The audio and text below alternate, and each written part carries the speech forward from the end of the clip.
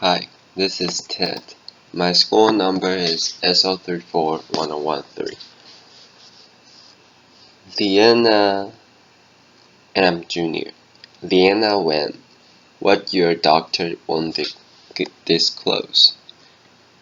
They told me that I'm a traitor to my own profession, that I should be fired, have a medical license taken away, that I should go back to my own country. My email got hacked in a discussion forum for other doctors. Someone took credit for Twitter bombing my account. Now I didn't know if this was a good or bad thing, but then came the response. Too bad it wasn't a real bomb. I never thought that I would do something that would provoke this level of anger among other doctors. Becoming a doctor was my dream. I grew up in China, and my earliest memories are of being rushed to the hospital because I had such bad asthma that I was there nearly every week.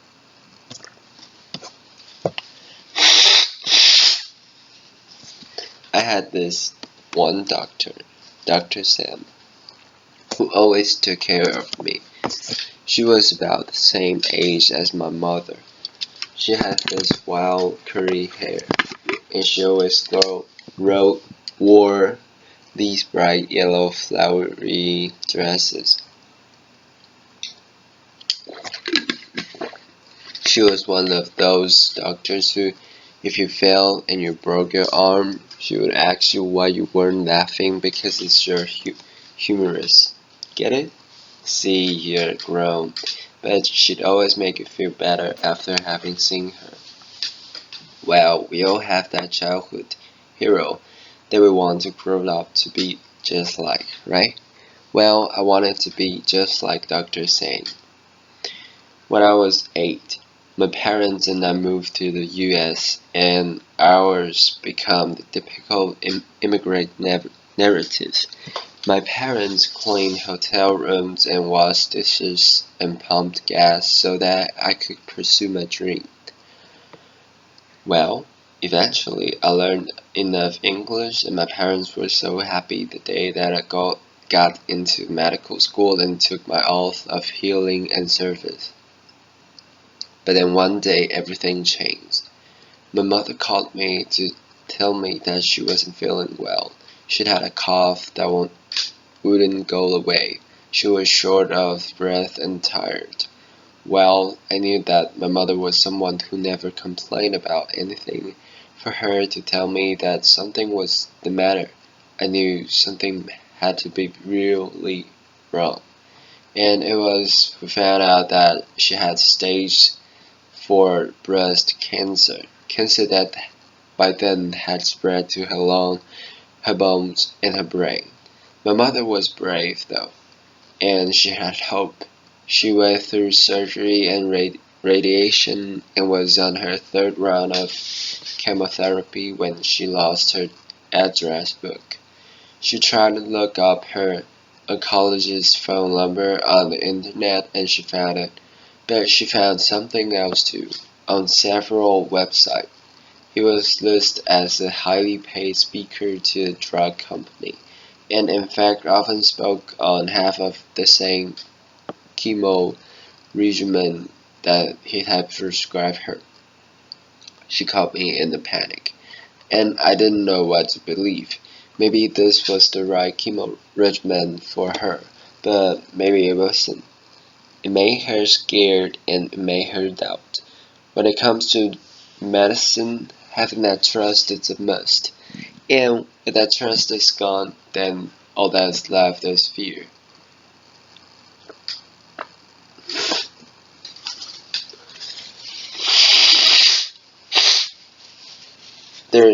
There's another side to this fear. As a medical student, I was taking care of this 19-year-old who was biking back to his dorm when he got struck and run over by an SUV. He had 7 broken ribs, shattered hip bones, and he was bleeding inside his belly and inside his brain. Now, imagine being his parents who flew in from Seattle, 2,000 miles away, to find their son in a coma. I mean, you want to find out what's going on with him, right? They asked to attend our bedside rounds where we discussed his condition and his plan, which I thought was a reasonable request, and also give us a chance to show them how much we're trying and how much we cared. The head doctor, though, said no. He gave all kinds of reasons. Maybe they'll get in the nurse's way. Maybe they'll stop students from asking questions. He even said, what if they see mistakes and sue us? What I saw behind every excuse was deep fear. And what I learned was that to become a doctor, we have to put on a white coat, put up the wall, and hide behind it. There's a hidden epidemic in medicine. Of course, patients are scared when they come to the doctor. Imagine you wake up with this terrible belly ache. You go to the hospital, you're lying in this strange place, you're on this hospital gurney, you're wearing this flimsy gown, strangers are coming to poke and prod at you. You don't know what's going to happen. You don't even know if you're going to get the blanket you asked for 30 minutes ago. But it's not just patients who are scared. Doctors are scared too. We're scared of patients finding out who we are and what medicine is all about. And so what do? We put on our white coats and we hide behind them. Of course, the more we hide, the more people want to know what it is that we're hiding. The more fear then spirals into mistrust and poor medical care.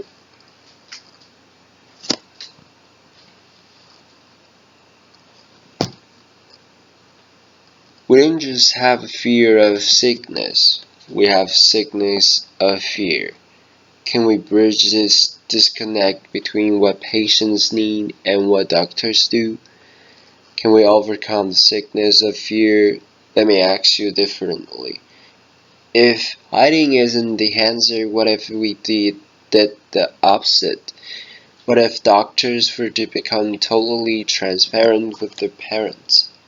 Last fall, conducted a research study to find out what it is that people want to know about their healthcare. I didn't just want to study patients in the hospital, but everyday people. So my 2 medical students, Suhafi Tucker and Laura Jones,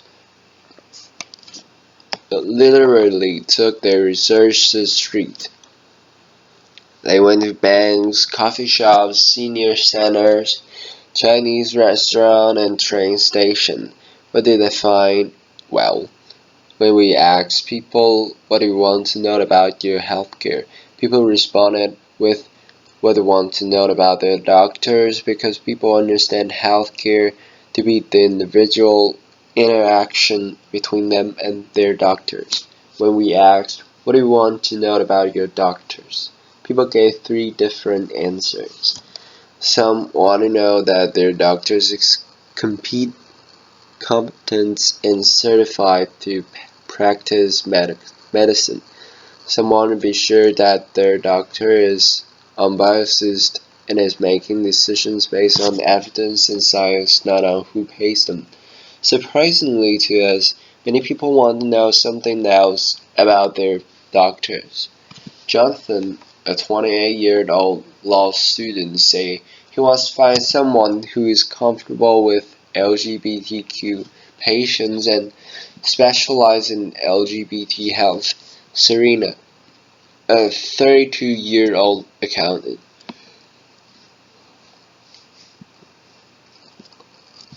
says that it's important to her for her doctor to share her values when it comes to reproductive choice and women's rights. Frank, a 59-year-old where a store owner doesn't even like going to the doctors and wants to find someone who believes in prevention first, but who is comfortable with alternative treatments. One after another, our respondents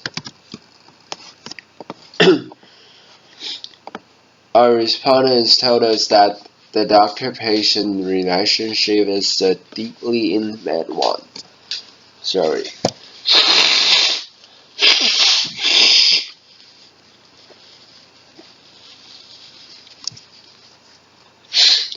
That to show their doctors their bodies and tell them their deepest secrets, they want to first understand their doctor's values. Just because doctors have to see every patient doesn't mean that patients have to see every doctor. People want to know about their doctors first so that they can make an informed choice.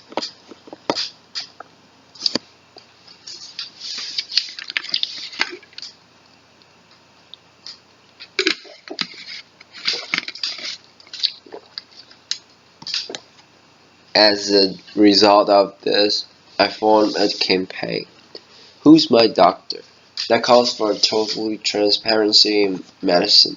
Participating doctors voluntarily disclose on a public website not just information about where we went to medical school and what specialty we're in, but also our conflicts of interest. We go beyond the government and the Sunshine Act about drug company affiliation, and we talk about how we're paid. Incentive matter. If you go to your doctor because of back pain, you might want to know he's getting paid $5,000 to perform spine surgery versus $25 to refer you to see a physical therapist. Or if he's getting paid the same thing no matter what he recommends. Then we go one step further. We add our values when it comes to women's health, LGBT health, alternative medicine, preventive health, and end-of-life decisions. We pledge to our patients that we're here to serve you. So you have the right to know who we are. We believe that transparency can be the cure for fear. I thought some doctors would sign on and others wouldn't, but I had no idea of the huge backlash that was ensued. Within 1 week of starting Who's My Doctors, Medscap's public forum and several online doctors communities had thousands of posts about this topic. Here are a few. From a gastroenterologist in Portland, I devoted 12 years of my life to being a slave. I have loans and mortgages. I depend on lunches from drug companies to serve patients. Well, time may be hard for everyone, but try telling your patient making $35,000 a year to serve a family of 4 that you need the free lunch. From an orthopedic surgeon in Charlotte,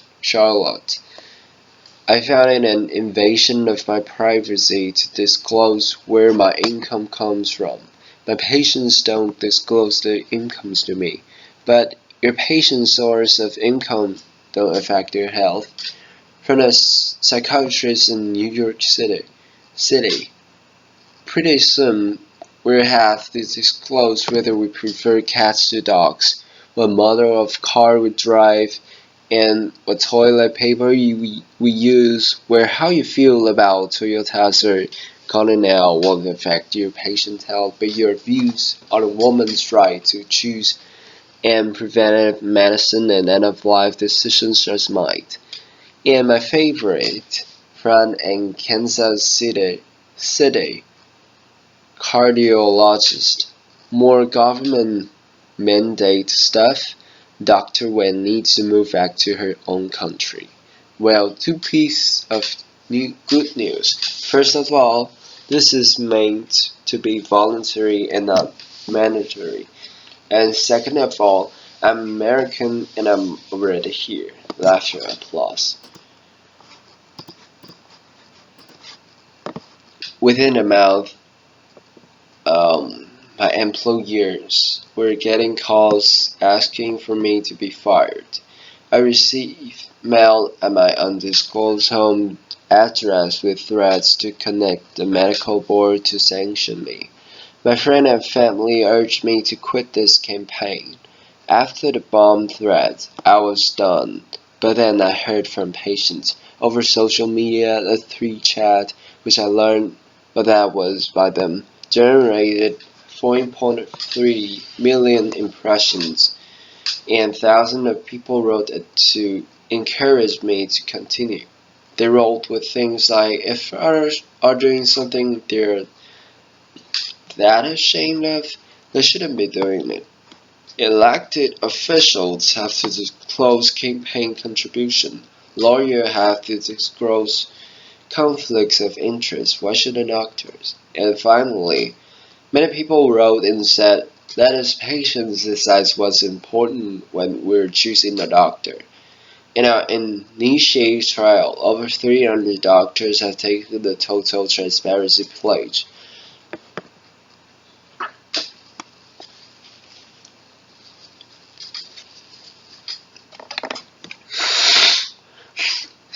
What a crazy new idea, right? But actually this is not that new of a concept at all. Remember doctor saying my doctor in China with her goofy jokes and the wild hair. Well, she was my doctor, but she was also my neighborhood. Lived in the building across the street. I went to the same school as her doctor. My parents did not trust her because we knew who she was and what she stood for, and she had no need to hide from us. Just one generation ago, this was the norm in the US as well. You knew that your family doctor was the father of two teenage boys, that he quit smoking a few years ago, that he says he's a regular churchgoer. But you see him twice a year, once at Easter and once when his mother-in-law comes to town. You know what he was about and he had no need to hide from you. But the sickness of fear had taken over, and patients suffered the consequences. I know this firsthand. My mother fought her cancer for 8 years. She was a planner, and she told a lot about how she wanted to live and how she wanted to die. Not only did she sign advance directives, she wrote a 12-page document about how she had suffered enough, how it was time for her to go. One day, when I was a resident physician, I got a call to say that she was in the intensive care unit. By the time I got there, she was about to be intubated and put on a breathing machine. But this is not what she wants, I said, and we have documents. The ICU doctor looked at me in the eye, pointed at me, then 16-year-old sister, and said, do you remember when you were that age? How would you have liked to grow up without your mother? Her oncologist was there too, and said, this is your mother. Can you really face yourself for the rest of your life if you don't do everything to her? I knew my mother so well, I understood what her directives meant so well, but I was a physician. That was the single hardest decision I ever made. To let her die in peace, and I carry those words of those doctors with me every single day. We can bridge the disconnected between what doctors do and what patients need. We can get there because we've been there before, and we know that transparency gets us to that trust. Research has shown us that openness also helps doctors, that having open medical records, being willing to talk about medical errors, will increase patient trust, improve health outcomes, and reduce malpractice. That openness that trust is only going to be more important as we move from the infectious to the behavioral model of disease.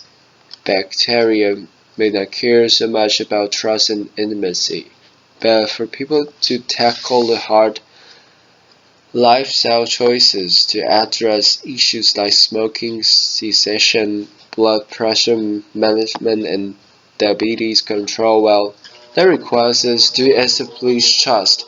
Here's what other transparent doctors have said. Brandon Cohn, an internist in Denver. This has brought me closer to my patient. The type of relationship I've developed.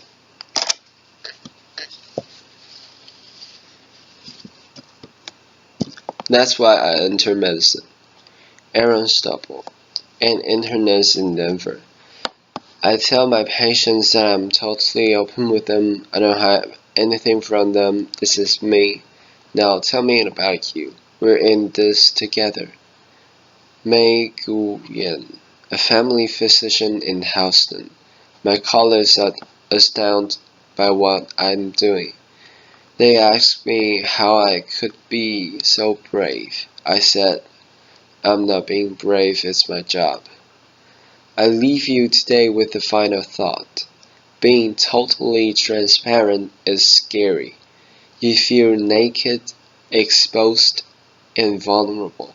But that vulnerability, that humility, it can be an extraordinary benefit to the practice of medicine. When doctors are willing to step off our pedestals, take off our white coats, and show our patients who we are and what medicine is all about, that's when we begin to overcome sickness or fear. That's when we establish trust. That's when we change the paradigm of medicine from one of secrecy and hiding to one that is fully open and engaged for our patients. Thank you. Applause.